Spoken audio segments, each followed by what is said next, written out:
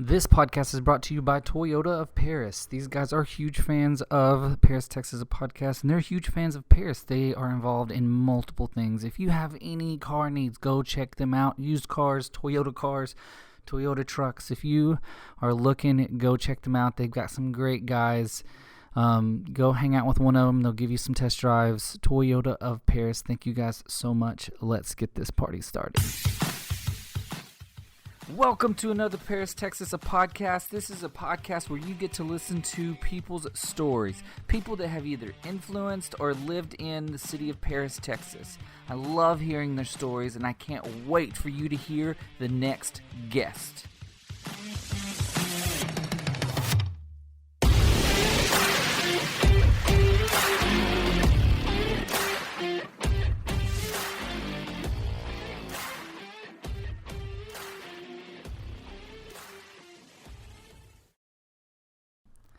All right, guys, welcome to another Paris, Texas, a podcast. We are so excited that you're here. We have a special guest. I'm excited about this one, but I'm excited about all my guests. Taylor Sandoval, what is up? Hi. So excited to be here. So if somebody were to know you from somewhere, like they're like, oh, you know that girl, Taylor, she does that one thing, where would they know you from? I think they'd say I'm the horse girl. The horse girl. That's awesome. That's me. So, okay. Let's jump way back. Not super far back, but let's go back to the beginning. Before I was a horse girl. Before you were a horse girl. Where were you from? Where were you born? Well, I was born in what's now a large town, Hayward, California. Okay. Which, if anyone is familiar with the San Francisco Bay Area, it's just south of like the good part of the San Francisco Bay Area. Mm-hmm. My brothers were both born in Oakland. My mom says she couldn't make it to Oakland, so I was born in Hayward, which is great. And I grew up on this really awesome island, which in California, you don't really consider people living on an island, right? But I did. Awesome. Yeah, and now it's totally different, but still really great. Yeah, Alameda. So how long were you there for? I feel like I've been in Alameda. It's a neat little town now. I mean, there's all sorts of things to do now. Back then, there wasn't a whole lot to do, and it was great because you still ride your bike around and nobody was worried about you. Cool. I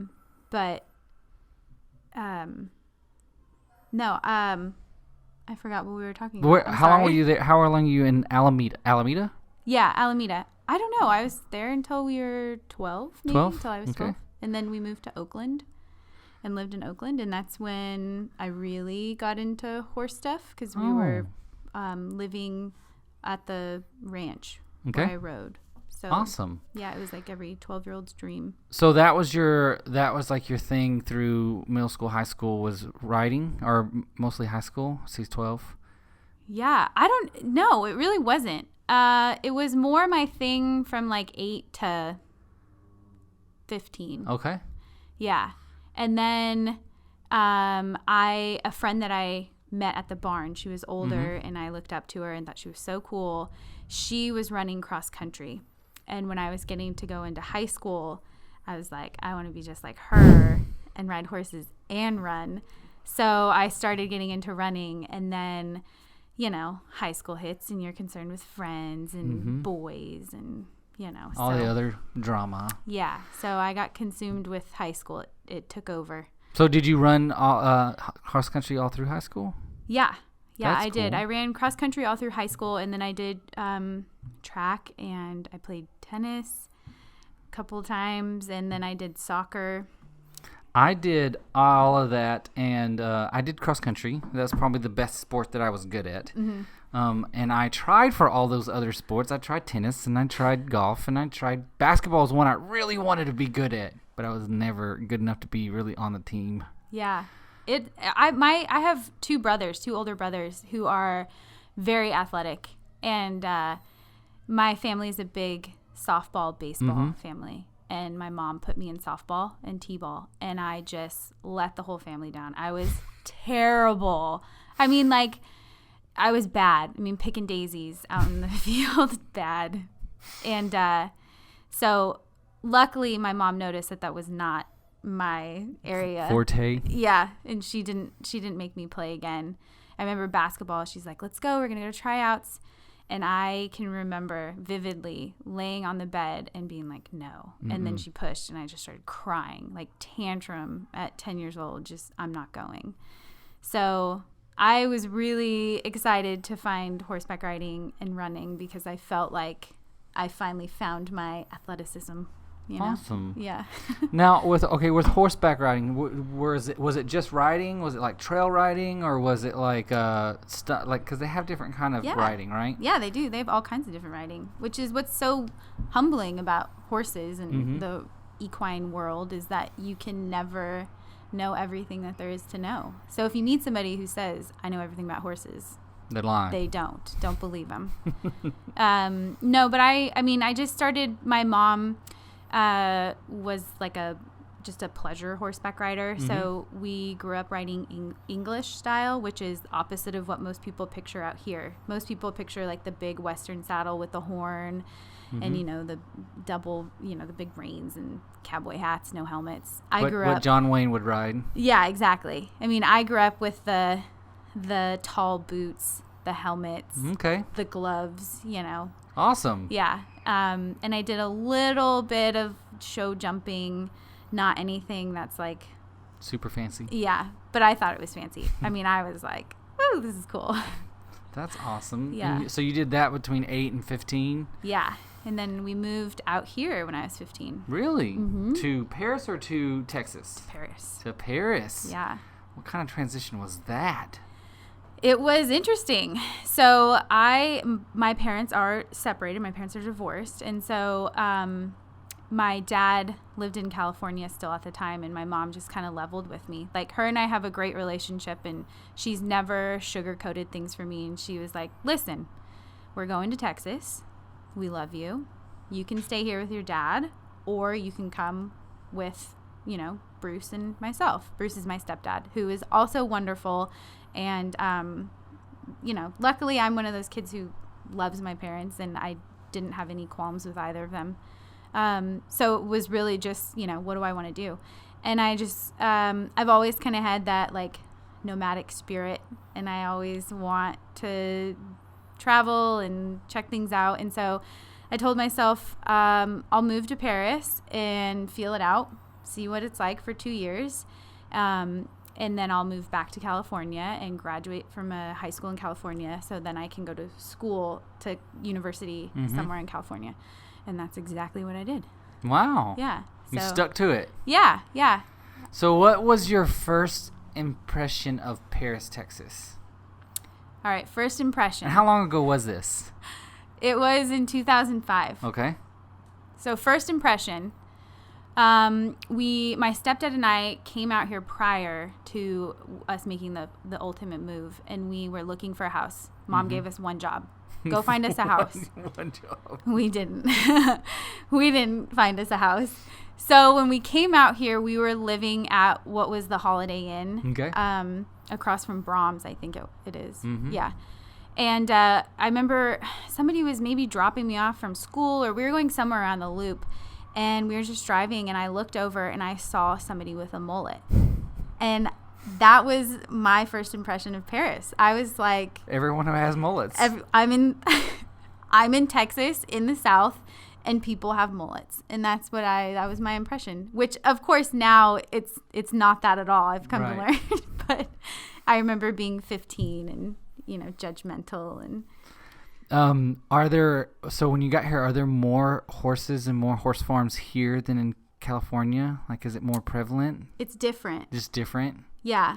I mean, there's a lot of ranches in California, and they're like barns and show barns. There's, and I'm sure there are in urban areas in Texas too, but I grew up in an urban area, and that's what... And you came to a rural area. Yeah, and then coming to a rural area, people have them in their backyards. Yeah. So it's different. I mean, there's still definitely just as many horses, because I think people love horses. Everybody loves horses. Right? You can't not. I've only had one, sorry, this is sidetrack. I've only had one bad experience with a horse. Oof. So I grew up on a farm. A lot of people don't know that about me, but yeah, I'm farm Here boy. or somewhere else? In here in Texas. Well, here in Paris, it's outside of Paris. It's in Sumner Globe area. Okay. And one time my stepdad had me go clean out their trough, and I had a fork and I was getting everything out of the trough. I don't remember why he was having me do that, and the horse came up and bit me in the back, and it hurt. I mean, I still feel it in my back right now. Oh, I can attest to it. I have quite the injury Oh, from God. a horse bite. Yeah. Ooh. You can't let a bad experience ruin it, though. That's all. I mean, I've had tons of experiences Yeah. on horses, Mm-hmm. but that's the only bad one I can like I vividly remember. Mm-hmm. I've never been kicked or bucked or anything like that. But Yeah. yeah, that's my one bad experience. Oh, I'm sorry. I hate the bad experiences. And, I find people who come out to visit at my place, or anybody who I talk to, because, again, I'm kind of like the horse person around here. Mm-hmm. And people always tell me that they've had terrible first experiences with horses. And so it's become like one of my personal missions to give people their first horse experience that's not going to be bad. Right, and there's a huge difference with your horses because they're consistently around people. Right. Versus a horse that might be just a back pasture horse who's just only around their owner or only around a small number of people. It's Exactly. a big difference. I remember because my stepdad rodeoed for a little bit, and I remember he would tie him up close to crowds just so that he would get used to crowds of people and that wouldn't spook him at a rodeo. Yeah. That's one thing that I really respect about this, like, cowboy rodeo culture out here. Mm-hmm. I love that they're fearless with their horses. Mm-hmm. I mean, I see them traveling with them all over the place, and I mean, it's really awesome. It's something that I never experienced growing up with horses. Because that's vastly different than the English style riding. Yeah. I mean, I remember my trainer yelling at us constantly, no running, no, that material, like the swishy pant material, right? I mean, really big when we were younger. And everybody wore it. And she said, don't wear it around the horses. It's going to spook the horse. I mean, everything was going to spook the horses. And so it's funny doing what I do now where, we do tons of things. We have flags around our arena. Yeah. We throw balls. We have paper. Anything, you name it. I'm like, it's just nice to learn something new about, they're not these little fragile creatures. Yeah. Okay, sorry, backtrack just a little bit. So you came here, you stayed for 2 years, and you didn't graduate here. No. Did you pick up any activities here while you that you didn't do when you were there? Tennis and soccer. You did those while you were here? Yeah. That was fun. Fun, different. Yeah, it was my first time ever playing soccer, and so it was a learning curve. And I played with some girls who were really, really talented, and I never felt like I was gonna ever be that. But it was really fun to be a part of it. And what school did you go to? North Lamar. North Lamar. Woot woot. Yeah.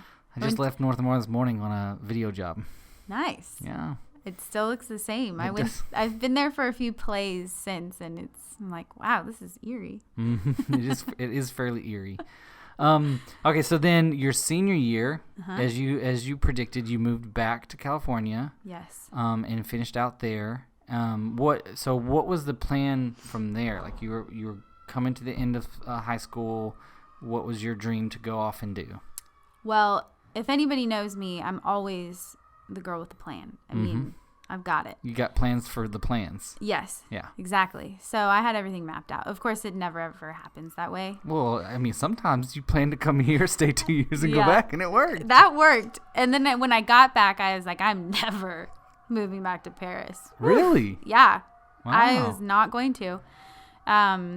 Sure ate my words on that. That's why you never say I said never. the same thing when I left from out of high school. I was like, why do I feel like a lot of people have said that?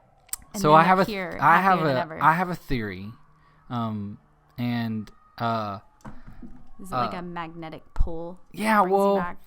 okay, so 20 years ago, which is when I graduated, it was different in Paris, and I hate that because I remember my parents saying it was different, and I always like, no, it's the same, or I always disagree with them regardless of what they said, but we I feel like this is my opinion and my story, but I feel like I needed to release some creative like juices. I need to go and find my creative person.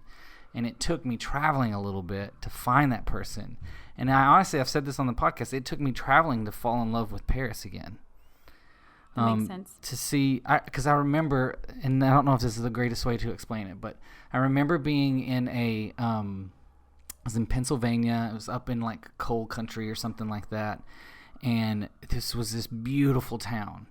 Well, the coal mines had shut down, and it was just a dark, like, place for the people that were living there, and they couldn't see the beauty anymore because there was so much negativity around the coal mines closing, and no one had a job, and people were having to leave, and the few people that were left could barely survive.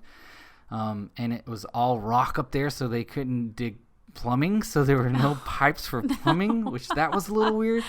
But I just remember waking up that one morning and looking out and just thinking how beautiful that location was. And because of their situation, they lost that view of it, and it made me really think about myself and where I was from and the beauty of Paris, and how I think growing up and just being, I don't know, like closed-minded, that I didn't see the beauty in Paris until it took me traveling and seeing it through other people's eyes before I really saw that, like, wow, Paris is really truly beautiful. I just was like closed-minded and not seeing it. Yeah. And there's so many beautiful people here too. Yes. And so many people with these super interesting backgrounds that you just never would think Yes. about. Yeah. And I've always been really interested in people. Like this podcast is super interesting to me because you get to hear these details about people that you would never really talk about. I feel like it fascinates me. We're getting off topic a little bit, but I love this. Older people who are retired, they go and have coffee. They sit around early in the morning and they just shoot the bull, and they just talk about life and things that, oh, you remember when, back in the day when this happened. I feel like as people my age and my generation, we don't have that. We don't do that. No, and more now, I feel like people just talk about your work. Right. Or weather, or or tragedies, or politics, or something that like stands out like that. Very rarely do we sit around and just talk about our life and how stories and how things have affected us doing this and going there, and I traveled there, and I don't know. I wish, and I think this podcast, one of my goals for having this podcast was to give people opportunity to hear those stories, so the next time they see you, they're like, what? I've been to what was your island's name? Alameda. I've been to Alameda. That place is gorgeous, Yeah. And sorry, I forgot the Alameda. It's okay. I'm bad with names. It's all right. But anyway, that was one of my goals. You got me on a soapbox. Sorry. I think it's great. I love it. That's awesome. Yeah. Okay, so all right, so I'm in California. You're never coming back. California. I'm never coming back to Paris.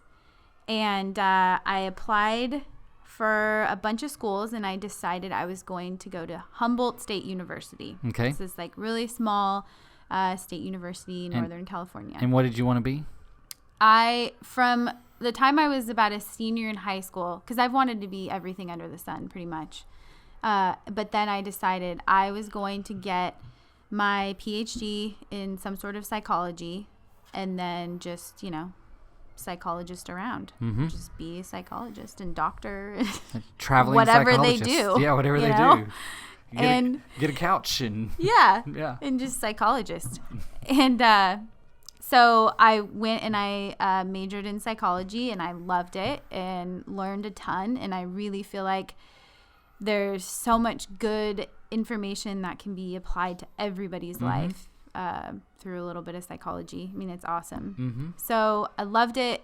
I walked on to the track and cross country team up there, and met just amazing people and ran through the redwood forest on the daily. It was incredible. The college itself is gorgeous. We've got marshland, so you could go run at the marsh. You could run to the ocean. Run. Like, you're not 15 miles away. Right. I mean, it was like a 10-mile run, but still, if you were in good shape, you could do it. And then, of course, the redwood forest backed up to the university. So, we'd start practice on the track and then run up these in the woods. It was incredible. I mean, I would not change that experience for anything. So that reminds me of a time in my life. I moved to Colorado. That's where I met my wife. And I was part of a leadership academy, and we trained for an Ironman. Oh. And we got to run through snowy mountains and that altitude is the altitude. crazy. Same place, Colorado Springs is where the Olympians go to train for all whatever they do in the Olympics. So, but it's like some of the most beautiful early mornings, sun rising on the mountains, and yeah. But I love the forest. Quite a bit of running. Really? Do you run still? No, not as much as I probably should. We need a running club in Paris. To those listening out there used to be, I remember because I worked at Paris Fitness and Aquatics for just a hot second, and there used to be a triathlon club where they would do running and biking and swimming. That's neat.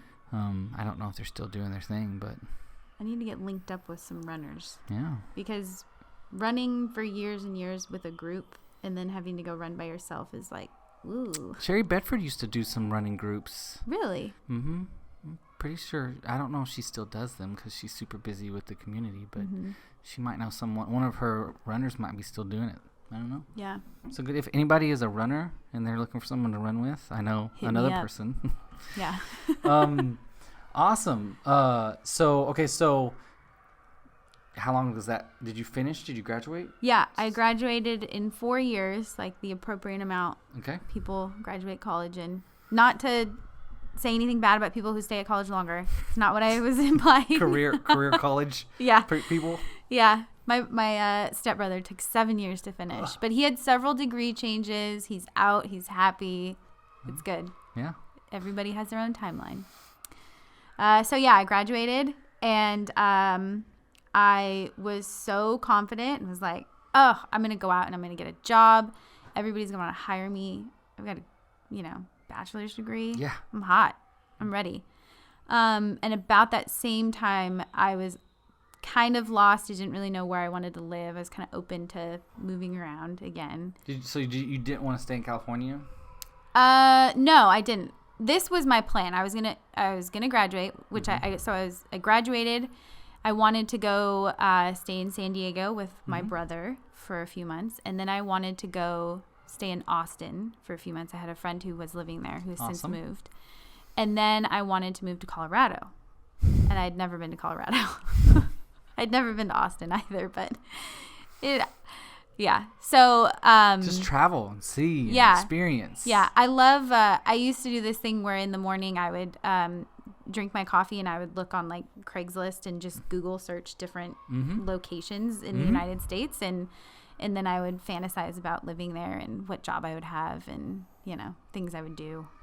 I love travel. Like I told this story this morning. Do you remember when you were in high school, did the counselor always ask you, so what do you love to do? No, I don't remember anybody ever asking me that. My counselor asked, I feel like every teacher and every counselor in all of school always asked me, like, what do you love to do? Because I didn't have a career path. I didn't have a plan. I didn't know what I wanted to do. I didn't know who I was. Like, I had not found Broadway. I was still the other guy. Yeah. and then I was like, I don't know. I like to travel. I like seeing new things and experiencing new things. And yeah, so I still love to travel. I don't get to do it as often with 3 kids, but yeah, I love doing it. Once they're old enough, then you can take all those road trips. Right? Do that. And then my wife and I always talk about retiring. I was like, I want to buy a camper or an RV, and I just want to travel. Or one of those like small buses that they convert into a that would be cool. Tiny house in a bus sold. Yes, that would be neat. So anyway, sorry, I'm really bad about sidetracking today. Hey. So you were going to travel a little bit. Did you go to your brother's? Yeah. So I was all on board to go down there, and then he was like, "You're going to be an aunt," and then things changed. And I don't have any kids, but at the time I was like, "This is big. I'm so excited." That was the first kid in the family. Oh yay! And so I just kind of was like, well, I'll move down there and just hang out until the child is old enough to remember me. And then I'll just go on about my course. How terrible is that? I just realized, like, I'm going to get this kid to fall in love with me, and then I'm going to leave. Him. I love her so much, though. And we FaceTime, and I visit and stuff. Now there's 3 of them. 3 girls. See, I'm in the boy club. Mm-hmm. Yeah. Okay, so you did that? You stayed for long enough for her to... I stayed there I lived in San Diego for 3 years. Okay.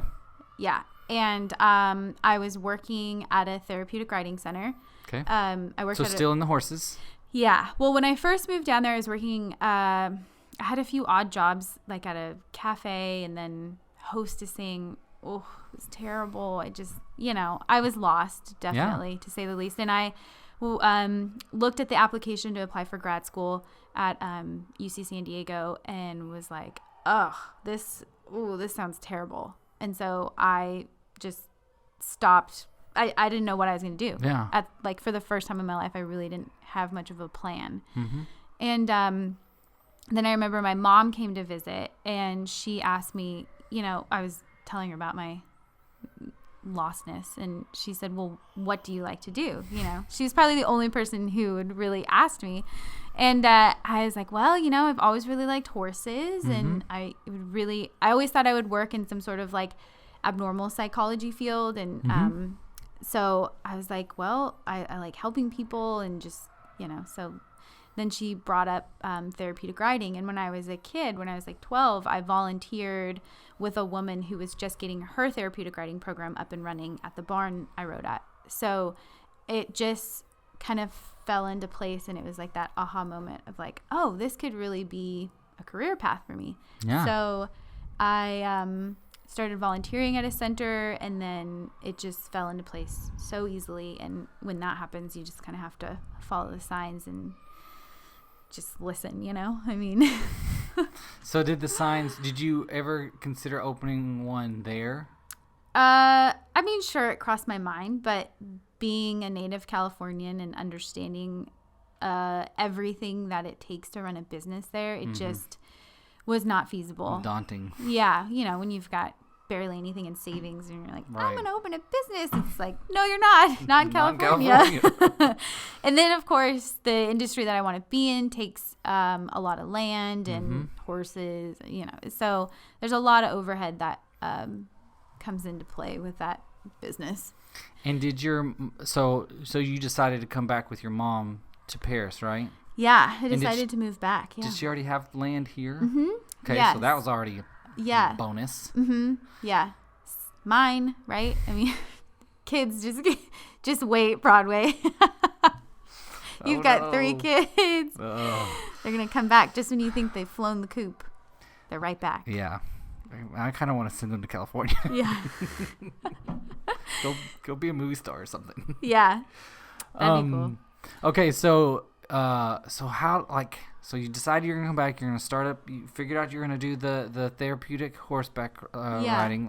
Yeah, I was living in San Diego, and it was everything that I think, like what people picture when you live in San Diego. I was living 2 blocks from the beach. I had, always in sandals and shorts. It was the quintessential California life, and I just was like, I'm not happy here. I don't know what it was. I just did not ever feel like I fit in. Part of those signs that were... Yeah, you have to kind of go with your gut. And I loved the organization I was working for, but it just felt like one of those places I was going to get stuck. And I would wake up one day, 10 years later, barely up the hierarchy. Yeah. Like, what am I doing? What happened to my life? And again, my spirit for change and moving kicked in again, and I was like, I'm gonna go to Paris, Texas, and start a nonprofit and share therapeutic riding with everybody there, because there wasn't, there's nothing really around us for it.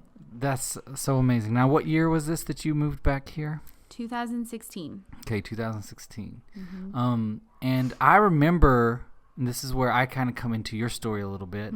I remember hearing your name a little bit and hearing, how'd you come up with Taylor Rides? Well, my name is Taylor. I got that part. So the name was actually the hardest part of this whole business process. And I remember my mom came to visit again, because she's helped me immensely with this, with everything. And my stepdad too. They are my right and left hand people. And so we were tossing around all these different names, and I hated every name she brought up, and she hated every name I brought up. And my roommate at the time, just in passing, was like, why don't you just call it Tailored Rides? I mean, it's play on your name. Because I really didn't want to have my name in it. I just was like, I don't want that. And then the acronym was what really sold us, because it's TREAT. Right. Tailored Rides Equine Assisted Therapy. So it just, at that point, I was like, oh, okay, well, I can get on board with that. Sold. Yeah. Awesome. Yeah.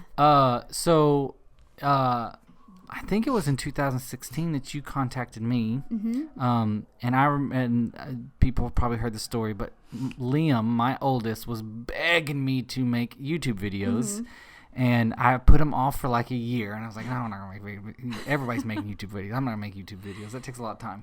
And finally, I mean, he begged me. He asked me, probably every day he asked me to make YouTube videos for him. And finally I said, okay, but if we're going to do this, we're going to do something that no one else is doing. So that means no toy reviews, no video game reviews, just something unique. So him and I sat down, and we came up with going around town and doing business highlights from a 7-year-old's perspective, which I thought was brilliant. Because I mean, he's cute, and, so cute, and he just, I mean, how do you not have like that cute childhood perspective of any business? So we had done a handful, and then you had reached out to me through Facebook and saying that you would love for Liam to come out there. And Kimmy, my wife, was telling me today that's still her favorite video out of all the videos he did. Yes. Oh, that's so sweet. It was so fun. I don't remember what video I saw him on, but I was like, who is this cute kid?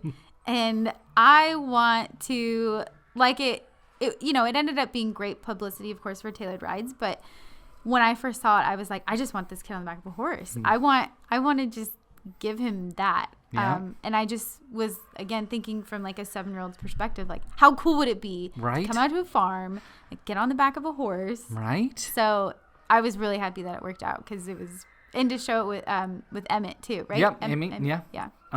We call him Emmy for short, but Emmett. Yeah. And I remember he loved it too. He was on the back of the horse, and he kept saying, yeehaw. Yeah. I was like, how do you make it go? Yeehaw! No. He's obviously watched a few Westerns or something. Yeah, it was cute. But so we came out, we did a whole tour of your property, and you had all the horses separated, and you kind of gave us a rundown of the personalities of each horse, and they got to ride some, and it was a really fun experience. Yeah. And that's towards the beginning of Tailored Rides, right? Yeah. It was definitely early on. And then I started seeing. I saw Servpro did a golf, glow golf with you. That's right. You were there too. And yeah, there was just a lot of people started loving what you were doing, which they still do. But I just started seeing you everywhere, and it's super exciting. Please explain what exactly, kind of give a synopsis of what you do out there. So it's horseback riding for adults and children with disabilities, but we've opened it up to everybody. So, I do keep a balance where, we try to have more of the therapeutic clients than we do what are called our community rides. So it's just horseback riding and, relationship building. There's so many benefits you can get from just being out there. Some of the ones that I've seen is just, confidence is probably the biggest one. Like, a lot of kids come out there and they're really fearful of, everything, people, the horses, being up high, going fast. And just to see them kind of overcome that fear has been really great. So we do, horseback riding. We do ground lesson stuff. So we teach horsemanship off of the horse, so that some of these kids and parents who want to have a horse in the future, so they kind of have a good understanding and a good foundation of what it's going to take to do it. And these kids ride, some of them just blow my mind. they ride when it's super hot and when it's super cold. And like, I had a kid ride on Tuesday when it was like raining and cold, and they were just, the mom was fine with it. The kid was fine with it. I was like, I'm kind of okay with it, but if you guys are, let's go. That's awesome. Yeah. So it's really fun to to see the impact we can make just from horses, which you don't really think that it's going to make a difference, but it does. Mm-hmm. Oh yeah. So yeah, it's neat. People help you have like volunteers that come out and help do some of this, right? Mm-hmm. Yep. So if anyone was ever interested in being a part of this, how would they reach out to you?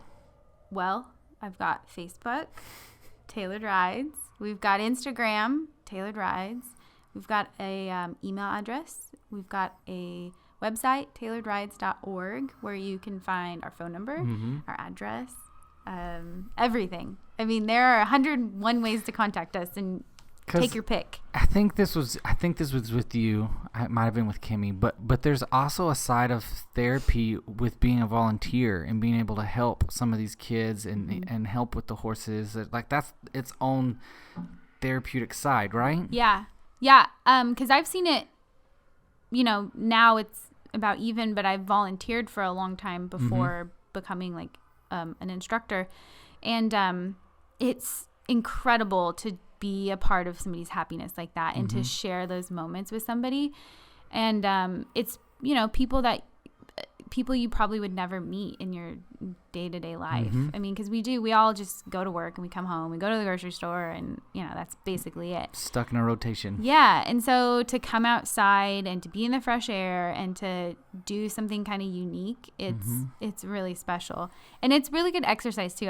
I've heard from a lot of our volunteers, they're like, we got to be out there because I need to get my steps in. I need to walk enough. And and it's experiences. Like, I mean, we can watch movies and be couch potatoes all we want, but like I thrive, and I feel like people should be thriving on experiences and just being invested in things. And yeah, I know. I always encourage people to go volunteer. I mean, even if it's not for my organization, there are so many organizations in town.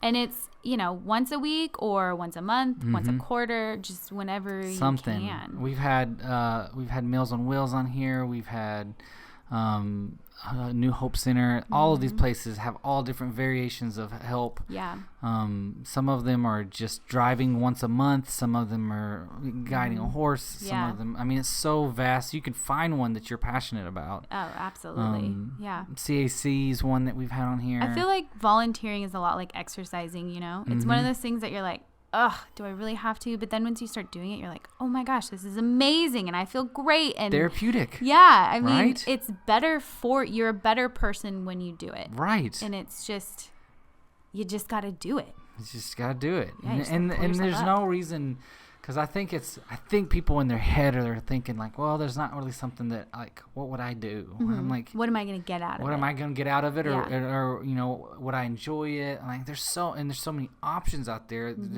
Yes, you pick the one that you're going to enjoy. Yeah. And my father-in-law's talked a little bit about he loves to drive. I mean, he delivered shirts for Printworks for a long time and just drove a van around and unloaded shirts. I hate driving. Right? It's not my favorite, but if it's something he enjoys, right? So he's talked about going up to Meals on Wheels and saying, how do I sign up? Dylan's Drivers is another really good one. We're actually fixing to do some video work with them. Yeah. We've done some in the past, but we're fixing to do some more. And yeah, it's fun. I love helping out nonprofits. And I love getting to have these experiences with people. Yeah, it's pretty special. So do you have any big goals that you can share for the future with Taylor Rides? Yeah, I mean, there's tons of goals. It's not that I can't share them, but they're not quite worked out yet. You know, I don't want to like put it out there and then and then it not happen, and then people are like, "What? Wait, why didn't you do this? You said you were going to do this." You said on that podcast that you were going to have this happen. Like, no, I mean, one really exciting goal that's finally happening is I'm graduating this year with my master's. Yay! Yeah, I mean, it's been 3 long years, and I'm ready. And I started it to help improve, like, of course, for me, because it's going back to one of those goals that I made when I was younger, and it wasn't in psychology, but it's to help be a better nonprofit, because I just hear so many sad stories about these places, taking advantage of what they've got. And it's, I just want to, I went back to school so that I could learn how to properly manage this organization. And I'm just super excited that it's done and all my ideas are going to be poured into it and I can share it. And awesome. Yeah. So awesome. That's one goal that happened 3 years ago. That's almost accomplished. That's almost accomplished. It was a plan that's being fulfilled. Yes. That's awesome. So there you have it. Insider secret to Yay. Tailored Rides. Well, thank you so much for being on my podcast. Yeah, it's been great. It's been great. I enjoyed it. Me too. As always, if you want to listen to other podcasts, they're on my podcast app. They're on all the podcast app. We try to put a new one out every Monday. And yeah, so I want to give one more big shout out to Toyota of Paris. These guys are amazing. Again, like I said at the beginning, go check them out. They're on the loop across from Home Depot. You can't miss them. Big giant flag. They're super nice crew. If you have any car or truck interest, go check out their team. They'll give you a test drive, and it'll be a blast. Thank you guys again for sponsoring this podcast. Until next week, bye.